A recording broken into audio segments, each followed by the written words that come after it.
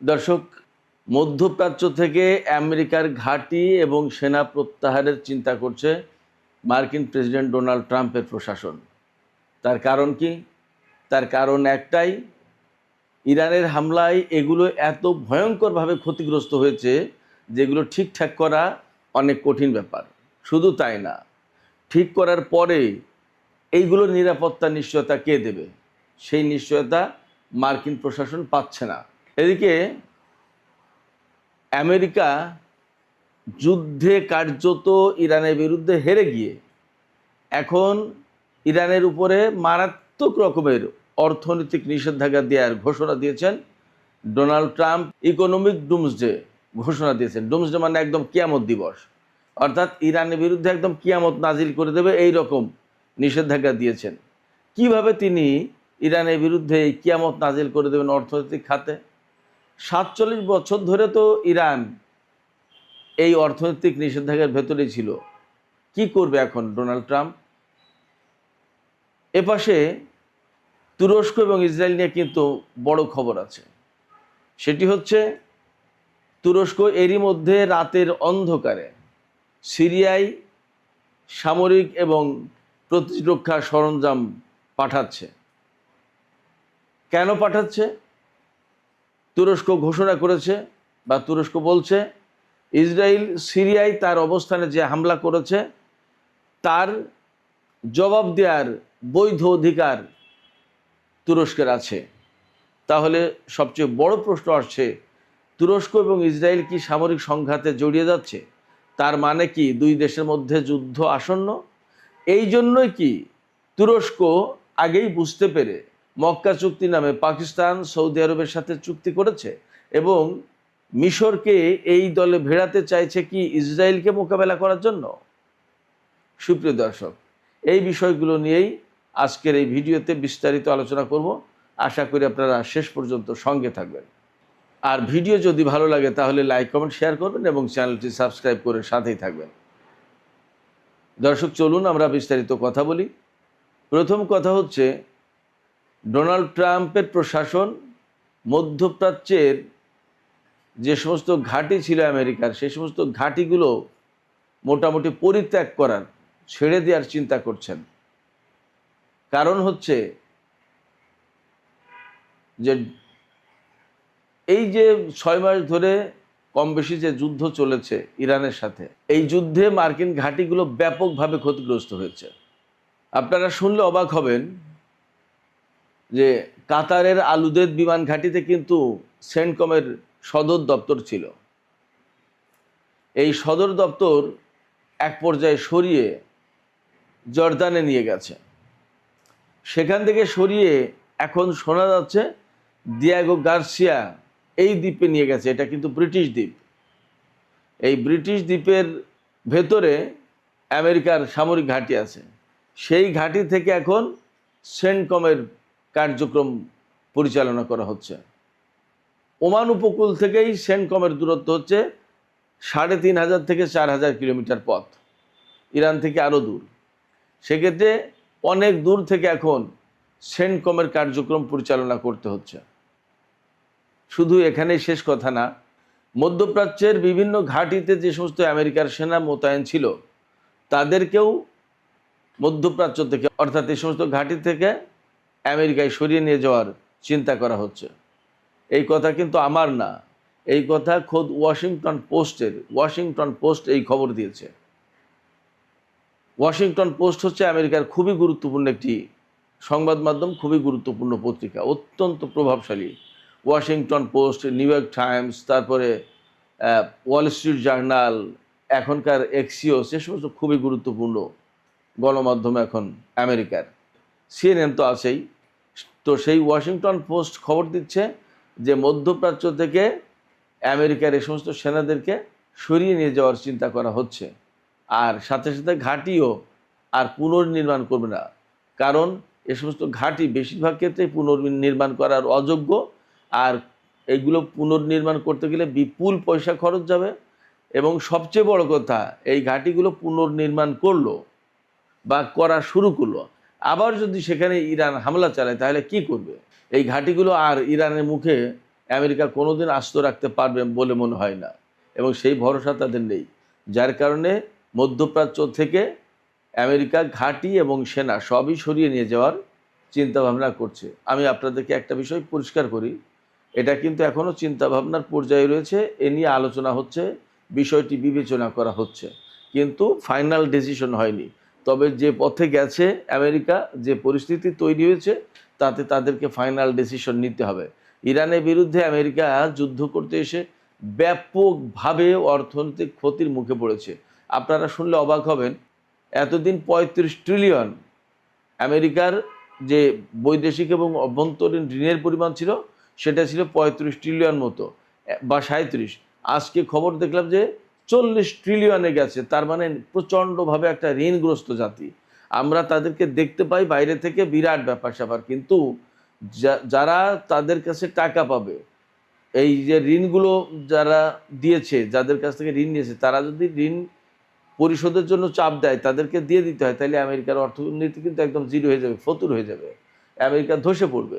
America ধসে পড়লে সেই দেশগুলো তাদের পণ্য কিভাবে কোথায় বিক্রি করবে, এই ঝামেলার কারণে সরাসরি আমেরিকার কাছ থেকে পুরো টাকা তুলে নিতে পারে না। নিলে একদম বিশ্ব অর্থনীতিতে মারাত্মক ঝাঁকুনির সৃষ্টি হবে, কলাপস করবে। কিন্তু আমেরিকা ভেতরে ভেতরে কিন্তু ফাফা। যাই হোক, ইরানের সাথে যুদ্ধ করতে এসে আরও খারাপ অবস্থা তৈরি হয়েছে। তারা মনে করেছিল ভেনিজুয়েলা দখল করে ফেলেছে, বিপুল পরিমাণে তেল সম্পদ তাদের অধিকারে গেছে, এবং ইরান দখল করলে একদম পুরো বিশ্ব তাদের কবজায়, কোনো ব্যাপার না। মধ্যপ্রাচ্যে ইরানকে দখল করতে পারলে তো পুরো মধ্যপ্রাচ্য তাদের একদম পুরোপুরি কন্ট্রোলে থাকতো, বিরাট ব্যাপার। এবং চীন এখান থেকে কর দিয়ে, আমেরিকাকে কর দিয়ে চীন এখান থেকে তেল নিত, বা আরও যে সমস্ত বিষয় ছিল। তাদের পরিকল্পনা ছিল যে ২-৩ দিনের ভেতরেই পুরোটা দখল করে নিয়ে একদম মানে মোজ করে খাবো। এবং এই একা একা খাবো বলে ডোনাল্ড ট্রাম্প ইউরোপীয় ইউনিয়নকে বলেনি, নেটো জোটকে বলেনি, কাউকেই বলেনি। একা একা মাতব্বরি করবে, একা একা বাজিমাত করবে, এবং একা একা ইরানের সম্পদ ভোগ করবে, এই ধান্দায়। কিন্তু এখন ব্যাটেল ফিল্ডে নেমে দেখে যে ঘটনা উল্টে গেছে। ওই যে আমি বলি যে মনে করেছে নরম কিছু, দিয়েছে কামড়, দেখে যে লোহার দণ্ড, দাঁত সবগুলো গেছে ভেঙে। সেই রকম একটা অবস্থা আমেরিকার। ইরানের সাথে যুদ্ধ করতে এসে দেখে যে পরিস্থিতি খারাপ। ভাই, শুধু আমেরিকা কেন, সারা বিশ্বের সব মানুষই তো প্রায় একইভাবে কথা বলেছিল যে ইরানকে তো 2 দিনের ভিতরে তুড়ি মেরে উড়িয়ে দেবে। ইসরায়েল এবং আমেরিকা যখন লেগেছে তখন কি ইরান টিকতে পারবে? ইরানের বিমান বাহিনী নেই, নৌবাহিনী নেই, কী দিয়ে যুদ্ধ করবে, কত কিছু। এবং এই যুদ্ধকে নাম দেওয়া হয়েছিল অ্যাসিমেট্রিক যুদ্ধ, অসম যুদ্ধ। মানে ইরান একটা খুব দুর্বল ছোট ফকির দেশ, আর আমেরিকা বিরাট হাতি পালোয়ান, তার সাথে যুক্ত হয়েছে ইসরায়েল। এই যুদ্ধকে অ্যাসিমেট্রিক যুদ্ধ বলেছে সবাই, আমি শুধু কখনোই বলিনি অসম যুদ্ধ। আমি সবসময় বলেছি এই যুদ্ধে ইরান প্রচণ্ডভাবে শক্তিমত্তা নিয়ে লড়াই করবে। শুধু তাই না, সম্ভবত বিশ্বে আমি একমাত্র ব্যক্তি যে ব্যক্তি বলেছে ইরান তার বিমান শক্তি দেখাতে পারে, সক্ষম, দেখাবে। আমার এই কথা ফেসবুকে পোস্ট দেখে বা ইউটিউবে আলোচনা শুনে সবাই হাসাহাসি করেছে। অনেকে বলেছে যে ইরানের বিমান তো ভাঙাড়ির দোকানে বিক্রি হবে না, ইরানে কি বিমান আছে নাকি, কি করবে, কিছুই নেই, নানান কথা। আমি বলেছি যা আছে তাই দিয়েই দেখেন কত কিছু করবে। দেখায়নি তারা। বলা হচ্ছে দ্বিতীয় বিশ্বযুদ্ধের পরে এই প্রথম মার্কিন বাহিনীর উপরে কোনো দেশ বিমান হামলা করলো, বিমান হামলা। আর আমেরিকার সেনারা যে ব্রেন ইনজুরিতে ভুগছে ক্ষেপণাস্ত্রের আঘাতে, তাদের তো মাথায় আঘাত আনেনি, ক্ষেপণাস্ত্রের এত ভয়াবহ শব্দ এবং ভূকম্পন, তারা ট্রমাটাইজ হয়ে গেছে, ব্রেন গোলমাল পাকিয়ে যাচ্ছে সবগুলোর। কারণ তারা ক্ষেপণাস্ত্র মেরে অভ্যস্ত, ক্ষেপণাস্ত্রের আঘাত খেয়ে অভ্যস্ত না। তো ইরান সেটা দেখিয়েছে। কম ঠেলায় আমেরিকা মধ্যপ্রাচ্য থেকে ঘাঁটি এবং সেনা প্রত্যাহারের চিন্তা করছে না। এইখানে খেলা অন্য একটা জমবে। সেই খেলাটা জমবে বলতে জমে গেছে। আমেরিকা যখন এখান থেকে সরে যেতে বাধ্য হচ্ছে, কেন? কোনো মতেই রাজনৈতিক কূটনৈতিক চাপের কারণে না, একেবারে সরাসরি সামরিক সক্ষমতা দিয়ে ইরান আমেরিকাকে এই কাজ করতে বাধ্য করছে। এখন এটা সামরিক বিজয় ইরানের। তো সামরিক দিক দিয়ে যখন এই রকমের চাপ সৃষ্টি করেছে, আমেরিকাকে নতজানু করে ফেলেছে, তখন এই যে আমির উমরা সাহেব, রাজা বাদশারা মধ্যপ্রাচ্যে যারা ছিলেন, এবং তাদের প্রভু আমেরিকাকে যারা এতদিন এখানে আশ্রয় দিয়েছিলেন, এবং আশ্রয় কেন, তার আমেরিকার নিরাপত্তার চাদরে তারা নিজেদেরকে আবৃত করে ফেলেছিল, যা আমরা একদম সেফ, আমেরিকা আছে, সমস্ত সব কিছু তারা করবে। এখন আমেরিকা যখন চলে যাবে এখান থেকে, এই ঘাঁটিগুলোর কি হবে? এই জায়গায় সবচেয়ে বড় একটা প্রশ্ন আছে। এই যে মক্কা জোট হলো, এই মক্কা জোটের আসল উদ্দেশ্যটা কি? এই মক্কা জোট যদি ইসরায়েলকে মোকাবেলার জন্য বা আদার শক্তি, তাদের শত্রু যারা, তাদের মোকাবেলার জন্য যদি গঠন হয়ে থাকে, সেটা এক হিসাব। আর এটা যদি ইরানকে মোকাবেলার বা ইরানের সাথে যে সমস্ত প্রক্সি ফোর্স আছে তাদের মোকাবেলার জন্য হয়, তাহলে কিন্তু আর এক হিসাব। এবং তখন আমেরিকা ইসরায়েলের সাথে যুদ্ধের পরে এই জোট, যে এই জোটের সাথে ইরান এবং এই প্রক্সি ফোর্সের যুদ্ধ হবে, এটা কিন্তু অনিবার্য। ব্যাপারটা যদি এইভাবে যায়, কেন বলছি এই কথা? বলছি এই কারণে, না, এই প্রসঙ্গটা আমি রাতের ভিডিওতে আলোচনা করি। মক্কা জোটের সাথে ইরানের কেন সংঘাত অনিবার্য হয়ে উঠতে পারে, আমি সেই প্রসঙ্গটা রাতের ভিডিওতে আলোচনা করি। এখন আর এদিকে যাব না, আমি ইসরায়েল এবং তুরস্ক প্রসঙ্গটা বলি। আর এর আগে আমেরিকা যে ইরানের উপরে ইকোনমিক ডুমসডে ঘোষণা করেছে, সেইটা নিয়ে একটু ছোট্ট করে আলোচনা করে তুরস্ক ইসরায়েল আলোচনা করে শেষ করব এখনকার ভিডিও। ডোনাল্ড ট্রাম্প ইরানের বিরুদ্ধে ইকোনমিক ডুমসডে ঘোষণা করেছে। ইকোনমিক ডুমসডে ঘোষণার মানে কি? এর মানে হচ্ছে যে ইরান কোনোভাবেই কারোর সাথে কোনো ব্যবসায়িক লেনদেন, কোনো আর্থিক লেনদেন পৃথিবীর কোনো দেশের সাথে করতে পারবে না। আমেরিকা বলেছে ইরানের সাথে কোনো দেশ যদি সামান্যতম বাণিজ্য লেনদেন এই সমস্ত করে, অর্থনৈতিক কর্মকাণ্ড পরিচালনা করে, তার বিরুদ্ধে নিষেধাজ্ঞা দেওয়া হবে। এখন বিশ্বের বহু দেশ যদি মিলে বলে যে না, আমরা আমেরিকার এই কথা মানবো না, আমাদের প্রয়োজনে ইরানের সাথে আমাদের লেনদেন করতে হবে, আমরা করব, তাহলে আমেরিকা কি করবে? যদিও এই ব্যাপারটা একদম সহজ না, এটা বলবে না অনেকেই, কারণ পৃথিবীতে আমেরিকাকে উপেক্ষা করা বা আমেরিকার চোখে চোখ রেখে কথা বলার সাহস খুব কম দেশের নেতার, কম দেশের আছে, কম দেশের সরকারের আছে, যার কারণে তারা এই কথা বলতে পারবে না। তারা মুখে এক কথা বলবে আর অন্তরে আর এক কথা পুষে রাখবে। অন্তরে আমেরিকাকে ঘৃণা করবে, কিন্তু মুখে তার সাথে ঠিকই বন্ধুত্ব রাখবে। এগুলো হলো দ্বিচারিতা, ইসলামী পরিভাষায় মুনাফিকি বলা হয় সম্ভবত। যাই হোক, এটা শুধু মুসলিম দেশগুলো করছে না, হিন্দু, মুসলিম, বৌদ্ধ, খ্রিস্টান সবাই করছে। আমেরিকার সাথে সম্পর্ক রেখে তাদেরকে চলতে হবে। তবে আমি আপনাদেরকে বলি, আমার বিশ্বাস যে সামনে যে ব্রিক্স সম্মেলন বা এর আগেও জরুরি পরিস্থিতিতে হয়তো অনেকে মিটিং করতে পারে বা ভেতর ভেতর আলাপ আলোচনা করতে পারে, ইরানকে পৃথিবীর অনেক দেশ এখন আর মাইনাস করবে না, তারা লেনদেন করবে। চীন তো কিছুদিন আগেই বললো, আমি ইরানের সাথে কি করব না করব, কোনটা লেনদেন করব কোনটা করব না, সেটা আমার ব্যাপার, তুমি তো ডিকটেট করতে পারো না। এবং চীন তো আমেরিকার কথাই চলে না। আমেরিকা কি টাকা দিয়ে চীনের অর্থনীতি পরিচালনা করে যে চীন তার কথা মতো চলবে? চীন তার প্রয়োজন মতো সিদ্ধান্ত নেবে যে আমি কার সাথে লেনদেন করবো, কার সাথে করবো না, কার সাথে কতটুকু লেনদেন করবো, কতটুকু করবো না। বিশ্বের প্রত্যেকটি রাষ্ট্রকে আমেরিকা এইভাবে জোর করে বাধ্য করতে পারে না, এটা কোনো আইন হতে পারে না। এবং সবচেয়ে বড় কথা কি, এই যে অর্থনৈতিক নিষেধাজ্ঞা এইভাবে দিল বা দিচ্ছে, তারা কতটুকু বাস্তবায়ন করতে পারবে এবং ইরান মরে যাবে নাকি টিকে থাকবে, সে প্রশ্ন তো আছে।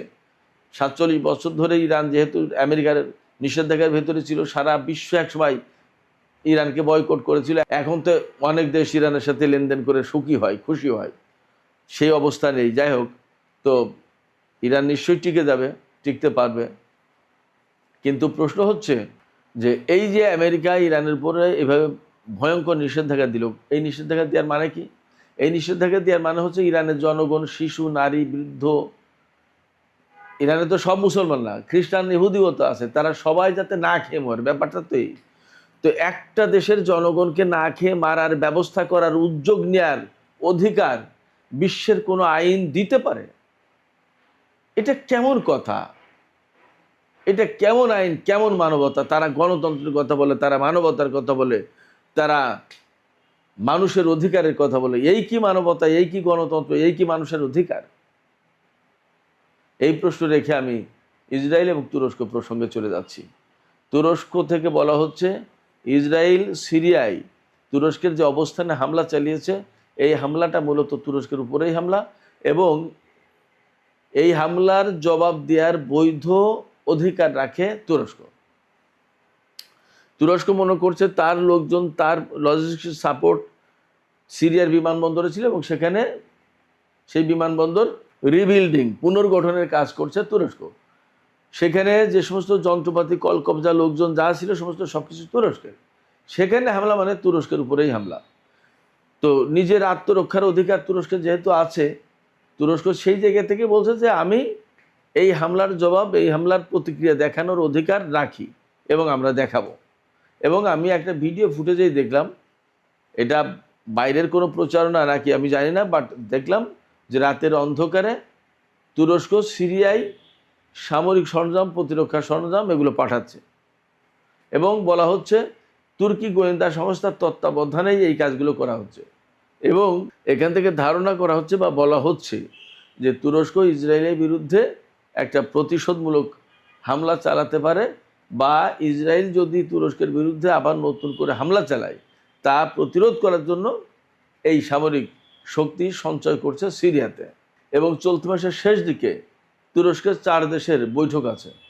গতকালকেই দাওয়াত দিয়েছে বিভিন্ন দেশের পররাষ্ট্রমন্ত্রীকে, পাকিস্তানের পররাষ্ট্রমন্ত্রীকে, মিশর, সৌদি আরবের পররাষ্ট্রমন্ত্রীকে। এই 4 দেশ হলো তুরস্ক, সৌদি আরব, মিশর এবং পাকিস্তান। এই 4 দেশের পররাষ্ট্রমন্ত্রীরা এই মাসের শেষের দিকে, আজকে তো 20 তারিখ, এই মাসের শেষের দিকে তারা বসবে। ধারণা করা হচ্ছে এর ভেতরে যদি ইসরায়েলের সাথে তুরস্কের বড় ধরনের কোনো সংঘাত না শুরু হয়, তাহলে ওই বৈঠকে ইসরায়েল তুরস্কের যে বর্তমানের যে উত্তেজনা, এই সমস্ত বিষয় নিয়েও আলোচনা হবে। এবং সম্ভবত ওই বৈঠকে মিশরের যোগদানের বিষয়টি গুরুত্ব দিয়ে আলোচনা হতে পারে, এমনকি যোগদানের বিষয়টি নিশ্চিত করাও হতে পারে। দেখা যাক পরিস্থিতি কি দাঁড়ায়। তো সুপ্রিয় দর্শক, এখনকার আলোচনা এখানে শেষ করতে চাইছি। আলোচনা শেষের আগে আপনাদের কাছে মতামত জানতে চাই, আমেরিকা যে মধ্যপ্রাচ্য থেকে তাদের সামরিক ঘাঁটি সরিয়ে নেওয়ার চিন্তা করছে, তাদের সেনা প্রত্যাহারের চিন্তা করছে, বিষয়টা কি চূড়ান্তভাবে সিদ্ধান্ত হতে পারে, অর্থাৎ চূড়ান্তভাবে সেনা এবং সামরিক ঘাঁটি সরিয়ে নিতে পারে? আপনাদের কি মনে হয়? এবং এই যে ঘাঁটি সরিয়ে নিয়ে যাওয়ার চিন্তা করছে, সেনা প্রত্যাহারের চিন্তা করছে, এটা কি আপনারা মনে করেন ইরানের সামরিক চাপের কারণেই আমেরিকা এটা করতে বাধ্য হচ্ছে? আপনাদের মতামত জানিয়ে কমেন্টে লিখতে পারেন। আর ভিডিও ভালো লাগলে লাইক, কমেন্ট, শেয়ার করবেন এবং চ্যানেলটি সাবস্ক্রাইব করে সাথেই থাকবেন। দর্শক, এখনকার মতো আলোচনা এখানেই শেষ করছি। আপনারা সবাই অনেক অনেক ভালো থাকুন। আল্লাহ হাফেজ।